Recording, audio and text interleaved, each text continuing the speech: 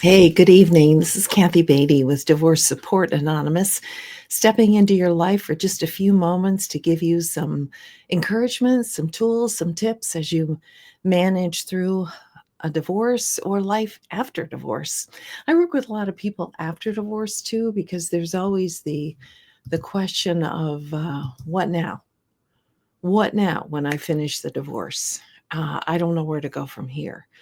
And that is really a raw yet sacred time in which you can create a life that you want, an opportunity that is full of potential of what you can become and where you can go and what you can do and the changes that you can make. It's really a beautiful time that many people don't see because they are so wounded and so raw by the divorce. So, I want to talk about perspective and attitude tonight because it's the beginning of the year and it's really a good time for us to look at what do I want? Where do I go from here? What am I thinking? And how do I get unstuck from how I'm thinking? Couple of announcements. Of course, I want to state my next group is forming just around the corner, January 14th. 2025. It will be a hybrid group. If you're in the Grand Rapids area, it will be in person. We will go 10 weeks. And this is an opportunity for you to come into a group who's really going to get where you're at and what you're going through.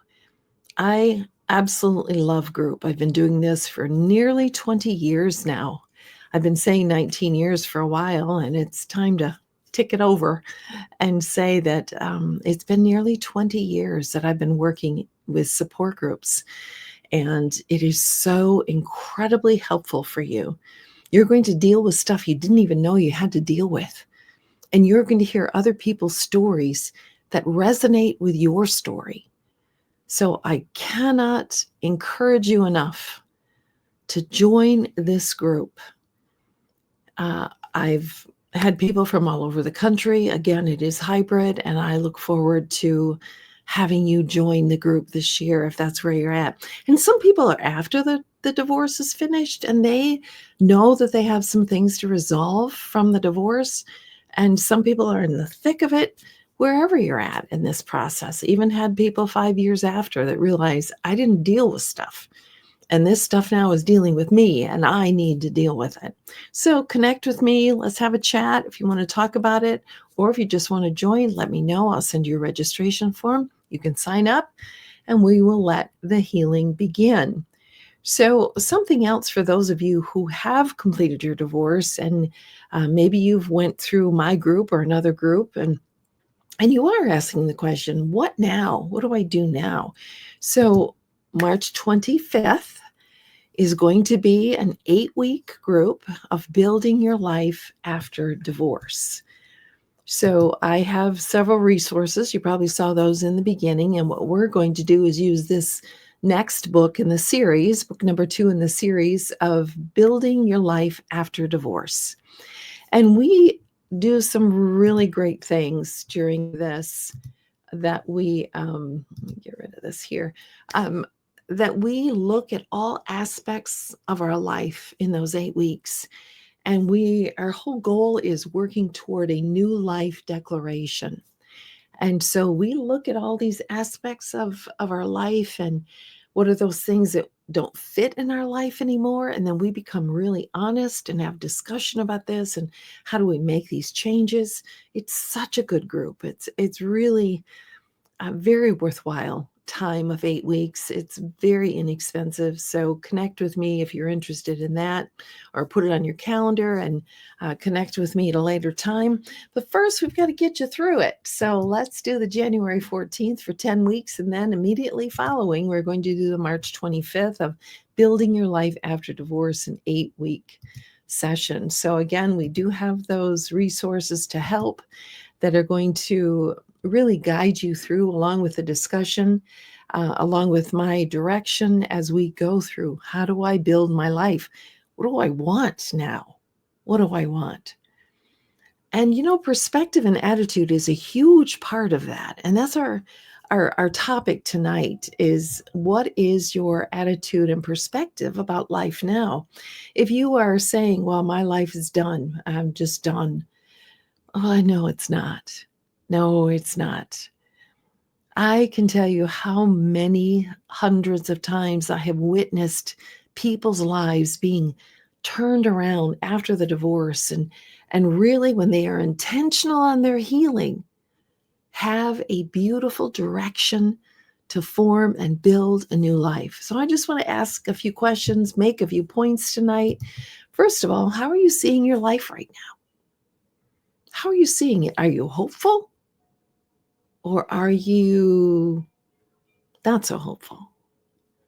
Are you seeing the bright light of the future and all the potential that there is, or are you only seeing dark and confusion and chaos?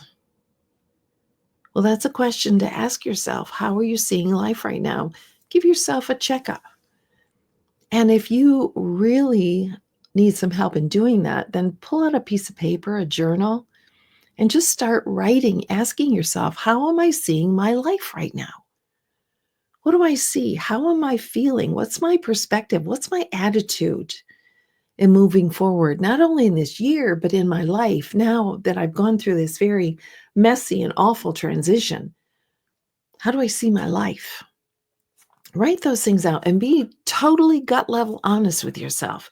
And if you need help doing that, you can maybe find a friend, a counselor, a pastor who's going to sit down with you and help you really find those words. Because once we identify things, that's the beginning of being able to work on them. If we can't name them, then we can't tame them. We can't control them.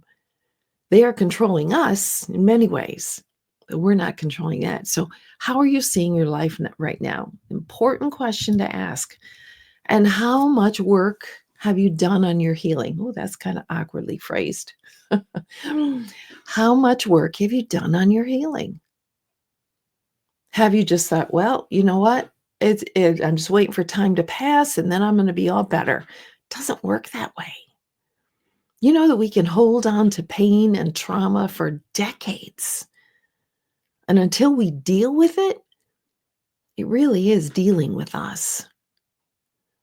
So, how much intentionality have you had and work have you done on your healing? Again, important question to ask. Have I been intentional at my healing? Have I gone to a therapist? Have I talked with a pastor, a friend? Have I been able to identify what's going on inside of my heart? There's a huge amount of emotion and trauma that's going on in your mind and heart that perhaps you haven't faced. So, how much work have you done on your healing? And next, what do you do with the negative attitude, with the negative perspective? What do you do with that? What are you doing with that? Are you just sitting in it? There's a quote from a book that I have on my shelf, Healing What's Hidden, by Evan and Jenny Owens. It says this: unresolved grief, and it's a book about grief and trauma, which are the books that I read a lot of. Unresolved grief may seep out as anxiety. Guilt and shame may manifest as depression. Hurt may burst through as anger. One way or another, emotions are going to find a way out. So, how much better if we would direct the way those emotions come out of us? How much better? So, when we're feeling, for example, loneliness, what do you do with that?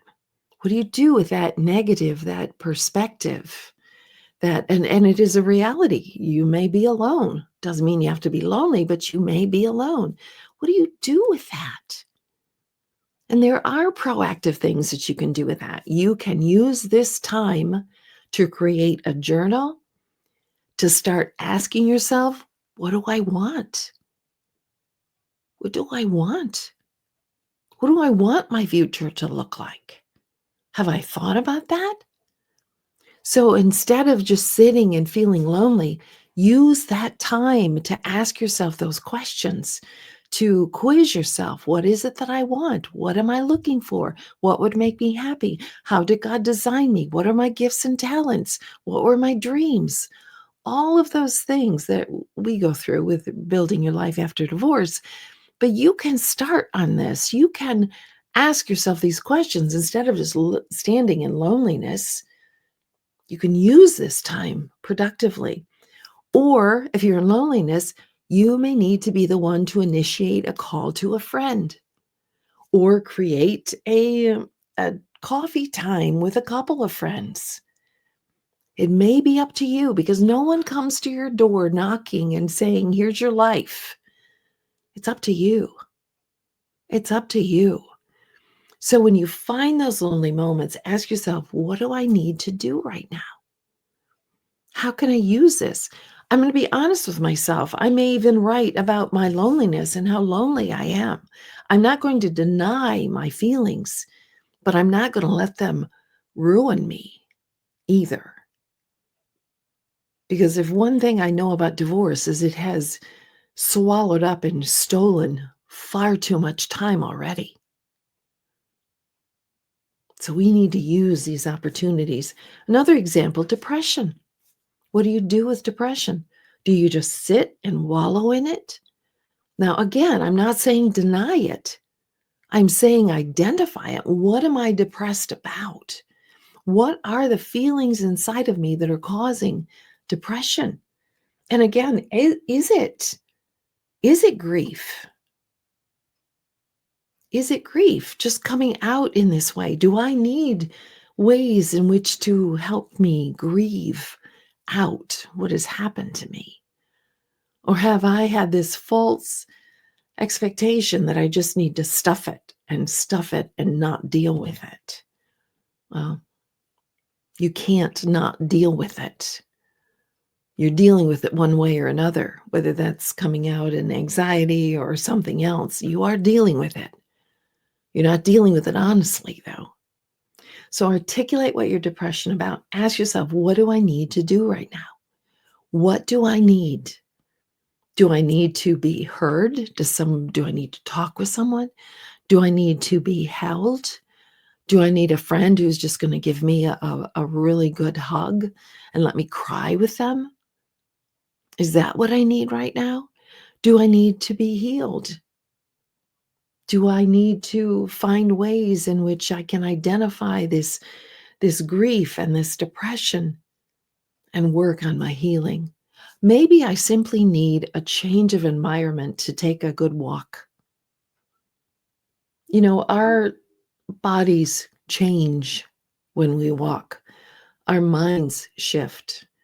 The brain chemicals, the good ones, start to be released in our brain.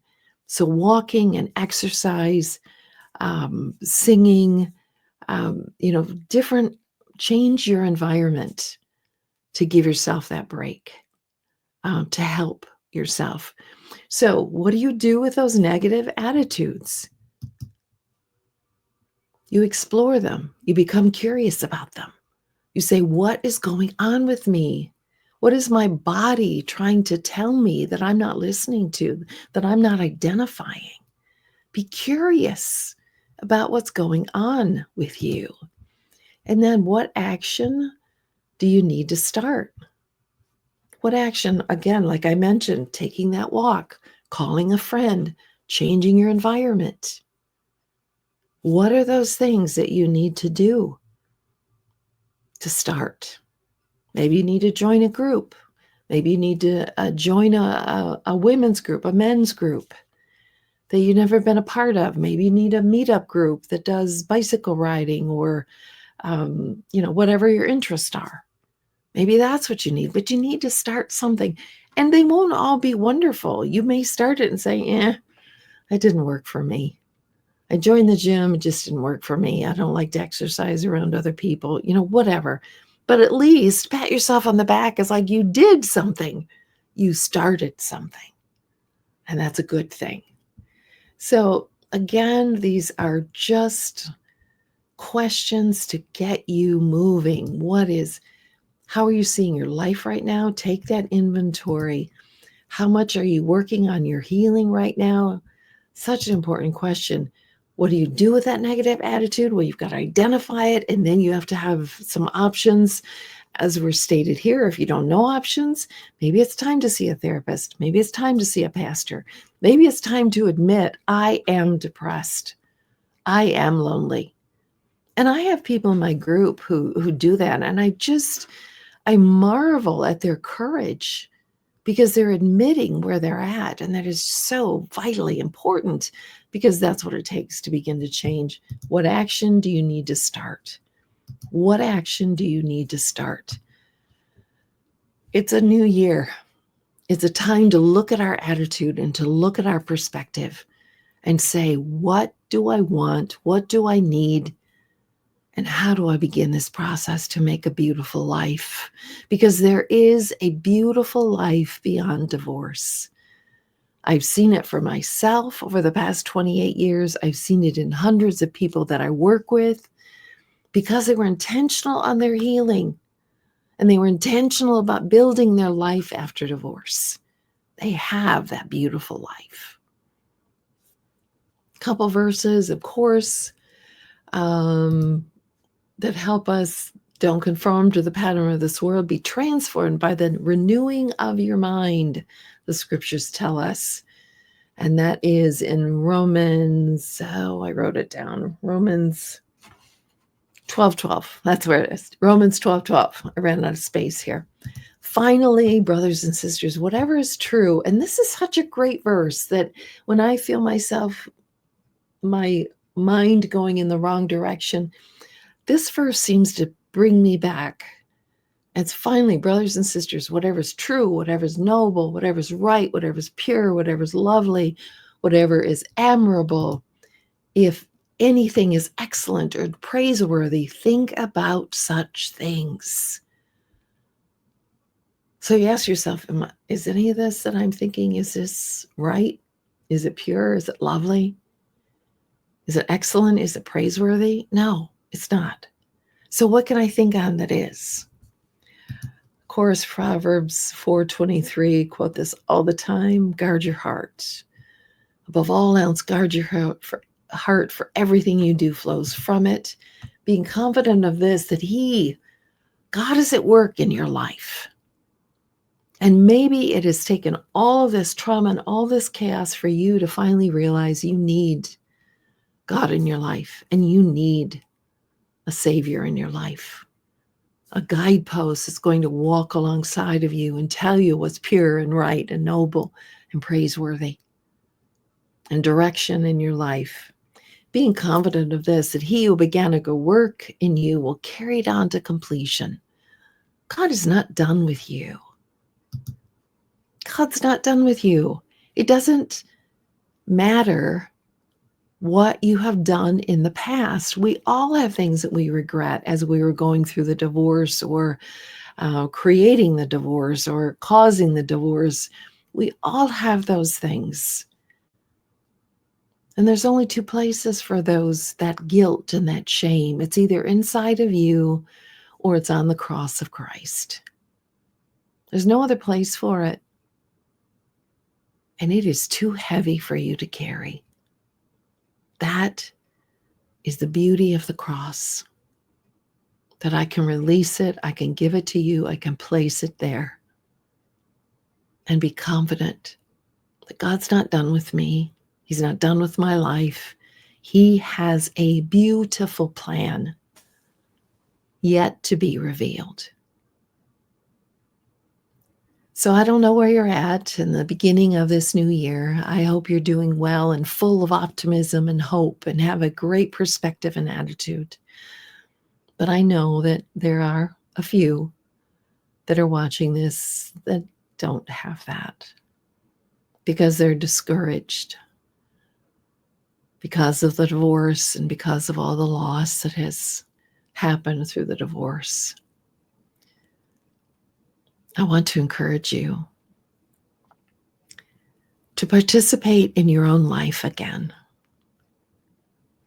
to begin to hope, to look forward, to be curious. What is it that I can do with this one and marvelous life that I have? What do I want to do? And what can I do? And then pray about it, get a piece of paper and watch it unfold. Those ideas, that creativity, just let it pour out of you. Don't edit it, don't limit it, but just start pouring it out. These are the things that I want. This is what I want to do. This is my gift, my talents that I have. These are my dreams. These are my goals. Allow yourself that gift for 2025. This is Kathy Beatty, walking with you every step of the way through the trauma and after the trauma of divorce. Have a good night.